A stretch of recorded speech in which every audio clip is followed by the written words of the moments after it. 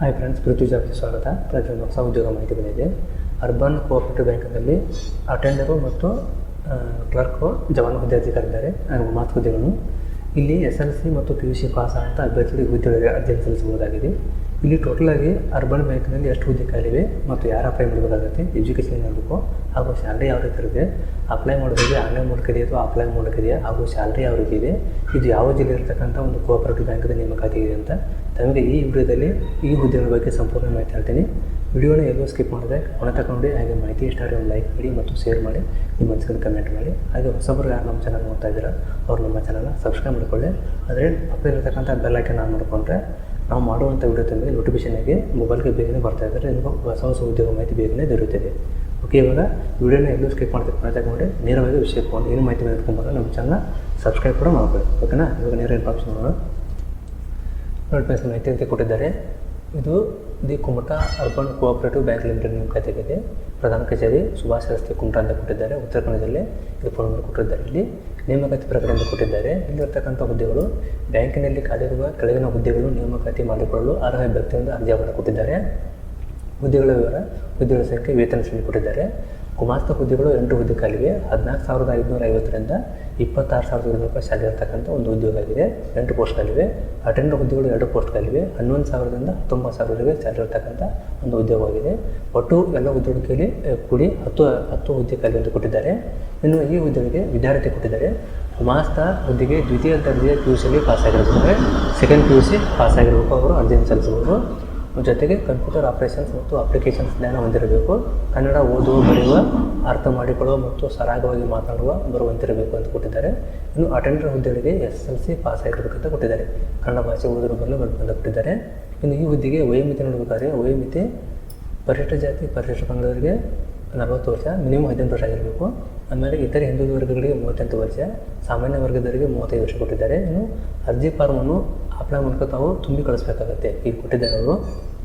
ಅರ್ಜಿ ಫಾರ್ಮ್ ಪಡೆಯುವ ವಿಧಾನ: ಅರ್ಜಿ ಶುಲ್ಕದ ಬಗ್ಗೆ ಪರಿಶಿಷ್ಟ ಜಾತಿ ಪರಿಶಿಷ್ಟ ಪ್ರವರ್ಗ 1ರ ಅಭ್ಯರ್ಥಿಗೆ 500 ರೂಪಾಯಿ ಪ್ಲಸ್ GST ಶುಲ್ಕ ಬರುತ್ತದೆ. ಆಮೇಲೆ ಇತರೆ ಅಭ್ಯರ್ಥಿಗಳಿಗೆ 590 ಇರುತ್ತೆ, 1,000 ಇರುತ್ತೆ. ಆಮೇಲೆ ಅವರಿಗೆ 180 GST ಆಗುತ್ತೆ. ಎಲ್ಲ ಕೂಡಿಸಿ 1,080, 590 ರೀತಿ GST ಆಗಿರುತ್ತೆ. ಜೊತೆಗೆ ಬ್ಯಾಂಕಿನ ಪ್ರಧಾನ ಶಾಖೆ ವ್ಯವಹಾರದ ವೇಳೆಯಲ್ಲಿ ನಗದು ಪಾವತಿಸಿ ಅರ್ಜಿ ಫಾರ್ಮನ್ನು ಪಡೆಯಬೇಕು. GST ಅಮೌಂಟು ಟೋಟಲ್ ಅರ್ಜಿ ಫಾರ್ಮ್ ಪೇಮೆಂಟ್ ಮಾಡಿ ಅಲ್ಲಿ ನಗದು ಪೇಮೆಂಟ್ ಮಾಡಿ ಬ್ಯಾಂಕಿಗೆ ಹೋಗಿ ಅವ್ರ ಹತ್ರ ಫಾರ್ಮ್ ತೊಗೋಬೇಕಾಗುತ್ತೆ. ಆ ಫಾರ್ಮ್ ತೊಗೊಂಡು ಫಾರ್ಮನ್ನು ಫಿಲ್ಅಪ್ ಮಾಡಿ ಅರ್ಜಿಯನ್ನು ಸಲ್ಲಿಸಬೇಕಾಗತ್ತೆ. ಯಾಕೆಂದರೆ ಅರ್ಜಿ ಸಲ್ಲಿಸೋ ವಿಧಾನ: ಬ್ಯಾಂಕಿನಿಂದ ಅರ್ಜಿ ಫಾರ್ಮ್ ಪಡೆದು ನಂತರ ಅರ್ಜಿಯನ್ನು ಸ್ವಹಸ್ತಾಕ್ಷರದಿಂದ ತುಂಬಿ ಅರ್ಜಿಯೊಂದಿಗೆ ದೃಢೀಕರಿಸಿದ SSLC, PUC ಮತ್ತು ಇತರೆ ವಿದ್ಯಾರ್ಥಿ ಹಾಗೂ ಜಾತಿ ಪಂಗಡ ವರ್ಗಾವಣೆ ಪ್ರಮಾಣಪತ್ರ, ಅನುಭವ ಇತ್ಯಾದಿ ಪ್ರಮಾಣ ಪತ್ರಗಳನ್ನು ಗೆಜೆಟೆಡ್ ಆಫೀಸರ್ ಕಡೆಯಿಂದ ದೃಢೀಕರಿಸಿದ ಜೆರಾಕ್ಸ್ ಪ್ರತಿಗಳನ್ನು, ಜೊತೆಗೆ ಇತ್ತೀಚಿನ 2 ಪಾಸ್ಪೋರ್ಟ್ ಸೈಜಿನ ಫೋಟೋ ಲಗತ್ತಿಸಿ ಕವರಿನ ಮೇಲೆ ಸಂಬಂಧಿಸಿದ ಗುಮಾಸ್ತ ಹುದ್ದೆ ಅಥವಾ ಅಟೆಂಡರ್ ಹುದ್ದೆ ಅಂತ ಅರ್ಜಿ ಸ್ಪಷ್ಟವಾಗಿ ನಮೂದಿಸಿ ಸ್ವತಃ ಅಥವಾ ಭಾರತೀಯ ಅಂಚೆ ಮೂಲಕ ಬ್ಯಾಂಕಿನಿಂದ 1/2/2025 ಸಾಯಂಕಾಲ 5:30 ಗಂಟೆಗೆ ಅಷ್ಟರೊಳಗೆ ತಲುಪುವಂತೆ ಅರ್ಜಿ ಕಳಿಸಬೇಕಂತ ಕೊಟ್ಟಿದ್ದಾರೆ ಪೋಸ್ಟ್ ಮೂಲಕ. ಇನ್ನಿತರ ವಿಧಾನದಿಂದ ಕಳಿಸಲು ಅರ್ಜಿಯನ್ನು ಪರಿಗಣಿಸಲಾಗುವುದಿಲ್ಲ. ಈ ಅವಧಿಯ ನಂತರ ಬಂದ ಅರ್ಜಿಗಳು ಸ್ವೀಕರಿಸಲಾಗುವುದಿಲ್ಲ. ಬ್ಯಾಂಕಿನಿಂದ ಪಡೆದ ಅರ್ಜಿಯನ್ನು ಉಪಯೋಗಿಸಬೇಕು ಹಾಗೂ ಅಪೂರ್ಣ ಮಾಹಿತಿಯುಳ್ಳ ಮತ್ತು ಇತರೆ ಸಹಿ ಇಲ್ಲದ ಅರ್ಜಿಯನ್ನು ಪರಿಗಣಿಸಲಾಗುವುದು ಕೊಟ್ಟಿದ್ದಾರೆ.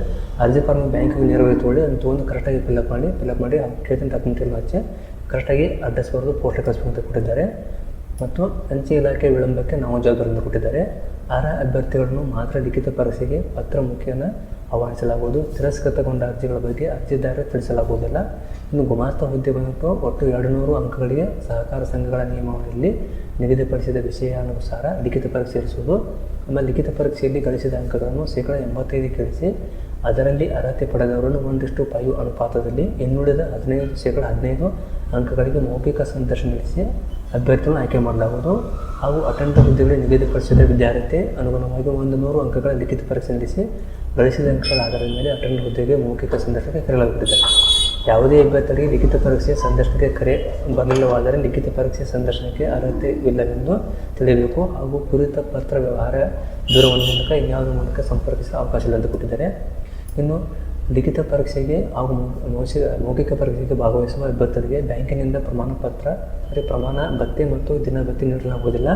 ಆಯ್ಕೆಯಾದ ಅಭ್ಯರ್ಥಿಗಳಿಗೆ ತರಬೇತಿ ಅವಧಿ 1 ವರ್ಷವಾಗಿದ್ದು ಸದರಿ ತರಬೇತಿ ಅವಧಿಯ ಪ್ರಗತಿಯನ್ನು ಅವಲೋಕಿಸಿ ಬ್ಯಾಂಕಿನ ನಿರ್ದೇಶಕ ಮಂಡಳಿ ವಿವೇಚನೆಯಂತೆ ವಿಸ್ತರಿಸಲಾಗುವುದು. ಆಯ್ಕೆಯಾದ ಅಭ್ಯರ್ಥಿಗಳಿಗೆ ಸದರಿ ತರಬೇತಿ ಅವಧಿಯಲ್ಲಿ ಪ್ರತಿ ತಿಂಗಳಿಗೆ ಗುಮಾಸ್ತ ಹುದ್ದೆಗೆ 10,000 ಕ್ರೋಢೀಕೃತ ವೇತನ ಮತ್ತು ಅಟೆಂಡರ್ ಹುದ್ದೆಗೆ 8,000 ಕ್ರೋಢೀಕೃತ ವೇತನ ಮಾತ್ರ ನೀಡಲಾಗುವುದು. ಇತರ ಹೊರತಾಗಿ ಇನ್ಯಾವುದೇ ಸೌಲಭ್ಯಗಳು ನೀಡಲ್ಪಟ್ಟಿದ್ದಾರೆ, ಸ್ಪಷ್ಟವಾಗಿ ಕೊಟ್ಟಿದ್ದಾರೆ. ಇನ್ನೊಂದ್ಸರಿ ಸರಿಯಾಗಿ ಓದಿಕೊಳ್ಳೋದನ್ನು ನೇಮಕಾತಿ ಪ್ರಕ್ರಿಯೆಯನ್ನು ಯಾವುದೇ ಸಂದರ್ಭದಲ್ಲಿ ಯಾವುದೇ ಕಾರಣವನ್ನು ನೀಡದೆ ಮುಂದೂಡುವ, ನಿಬಂಧನೆಗಳು ಬದಲಾಯಿಸುವ, ಷರತ್ತುಗಳು ವಿಧಿಸುವ ಹಾಗೂ ರದ್ದುಗೊಳಿಸುವ ಅಧಿಕಾರ ಬ್ಯಾಂಕಿಗೆ ಇರುತ್ತೆ ಎಂದು ಕೊಟ್ಟಿದ್ದಾರೆ. ಈ ನೇಮಕಾತಿ ಪ್ರಕ್ರಿಯೆ ರದ್ದುಗೊಳಿಸುವ ಸಂದರ್ಭದಲ್ಲಿ ಮಾತ್ರ ಅರ್ಜಿದಾರರು ಸಲ್ಲಿಸಿದ ಅರ್ಜಿ ಶುಲ್ಕವನ್ನು ಹಿಂದಿರಿಸಲಾಗುವುದಿಲ್ಲ. ಇನ್ಯಾವುದೇ ಕಾರಣಕ್ಕೂ ಅರ್ಜಿ ಶುಲ್ಕವನ್ನು ಷರತ್ತು ನೀಡಲಾಗುತ್ತದೆ.